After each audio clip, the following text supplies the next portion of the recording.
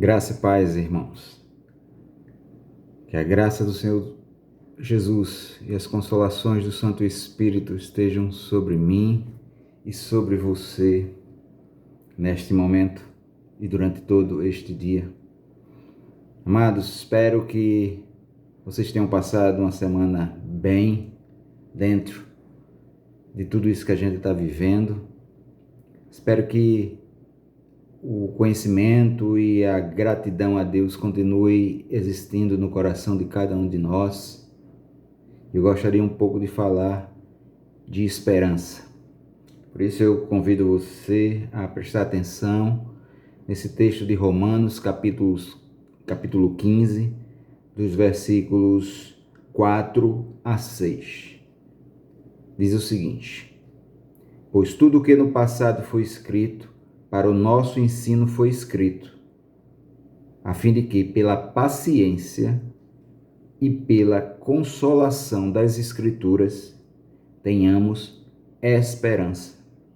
Ora, o Deus da esperança e da consolação lhes conceda o mesmo modo de pensar de uns para com os outros, segundo Cristo Jesus, para que vocês, unânimes e a uma voz, glorifiquem o Deus e Pai de nosso Senhor Jesus Cristo. Amados, essa é mais uma das cartas do nosso amado Paulo.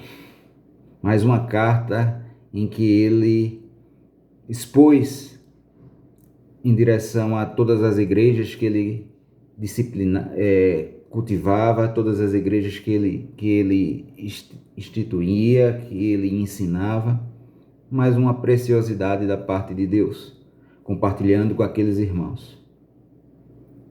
Quando a gente olha para a vida de Paulo, a gente percebe que Paulo, mais do que ninguém na Bíblia, pôde dizer que ele experimentou muitas situações difíceis por pregar e por viver a palavra de Deus.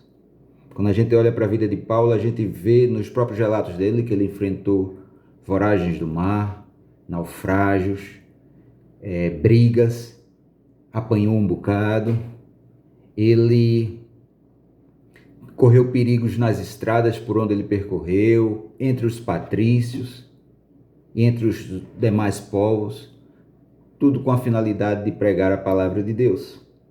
Quando a gente olha um pouquinho mais aqui, especificamente na Atos capítulo 16, a gente vê que ele estava ali numa cidade de Troade, e ele, desejando ir para determinado local, ele tem um sonho, no qual um varão macedônio aparece a ele dizendo: ajuda-nos.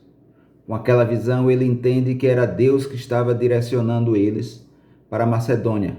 Paulo queria ir para um canto, também pregar a palavra de Deus, mas Deus estava querendo que ele fosse para um outro, distinto daquele que ele havia pensado. Então ele e Silas seguem, e quando eles chegam em Filipos, capítulo 16 de Atos, a gente vê ali, ele quando chega na cidade procura logo um lugar onde as pessoas estejam orando, e eles encontraram à beira de um rio algumas pessoas, e ali a conversão de Lídia. Após isso, no texto seguinte, há uma libertação de uma mulher que adivinhava, de uma jovem que adivinhava, e por causa disso eles foram presos. E aí nos versículos seguintes a gente vê talvez a coroação de todo esse capítulo 16, que é a conversão do carcereiro. Paulo e Silas estão lá, depois de apanharem muito, presos, acorrentados, mas à meia-noite eles oravam e louvavam a Deus. E a palavra diz que veio um terremoto naquele lugar, e a consequência disso foi a conversão do carcereiro e de toda a sua família. Mas o que é que isso tem a ver com esperança? O que é que isso tem aí, esse sofrimento que Paulo teve, tem a ver com esperança? Era porque ele pregava e vivia a palavra de Deus, porque ele havia crido no Senhor. E ele estava convicto de que Deus era poderoso para guardar a sua vida até o último instante. Deus era poderoso para guardá-lo, para protegê-lo, ainda que ele passasse as mais diversas dificuldades. Então, aquele sentimento de esperança, aquele sentimento de confiança, aquele sentimento de que ele não estava só, não estava no coração. Aliás, aquele sentimento que não estava só, estava no coração de Paulo, a certeza de que ele não estava só. A fé e a esperança. Por isso que ele ensina agora no capítulo 15 de Romanos o caminho pelo qual a gente deve percorrer para alcançar ou para manter o nosso coração abastecido de esperança. Paulo diz assim, olha, tudo que foi escrito no passado foi escrito para o nosso ensino, a fim de que pela paciência e pela consolação das Escrituras, eu e você tenhamos esperança. O que é que está escrito finalmente? Quando a gente olha para toda a Bíblia, a gente vai vendo homens e mulheres levantados por Deus para pregar a sua palavra. A gente vai vendo as mais diversas situações, Moisés no Egito, José preso, né, também no Egito. A gente vai ver Daniel na cova dos leões. A gente vai ver o profeta Isaías, o profeta Jeremias, Abacuque. Todos eles servindo e pregando a palavra e, apesar de viverem problemas ou dificuldades, tinham a esperança. Abraão, por exemplo, quando foi chamado, a palavra nos mostra que ele deixou a sua terra, a sua parentela e foi aonde Deus estava levando, sem saber para onde ele ia, na esperança do que o Senhor era poderoso para guardá-lo.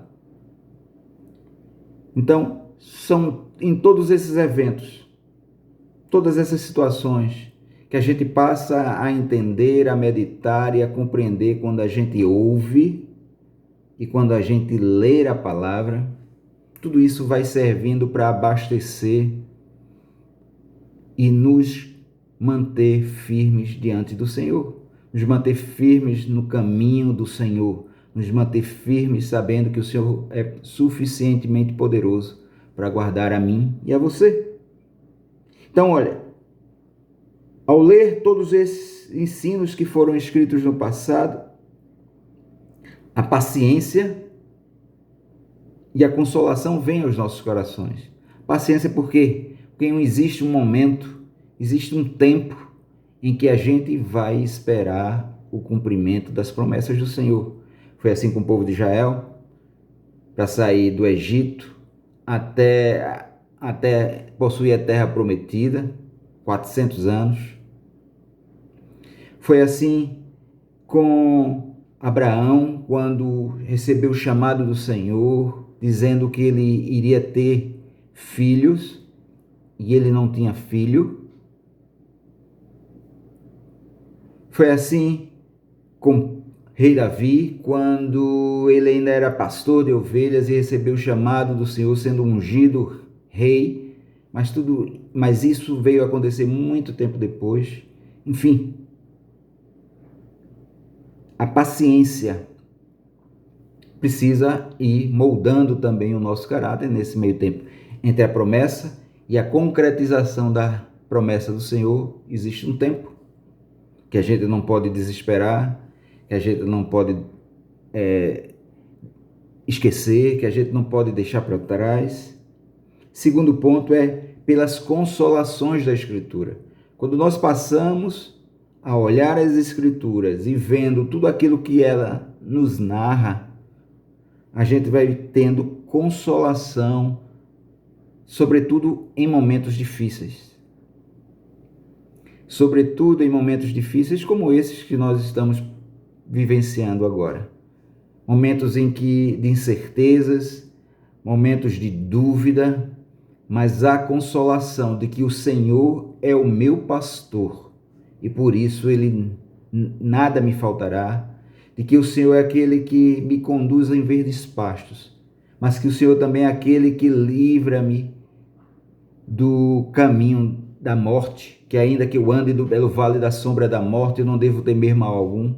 Tudo isso precisa nos consolar nesses momentos de dificuldades, nesses momentos de incertezas. Mas para que a gente tenha paciência, esses dois elementos Paulo nos ensina que são primordiais no nosso crescimento cristão: a paciência e as consolações. Mas não é qualquer consolação, é a consolação das Escrituras, para que a gente tenha esperança.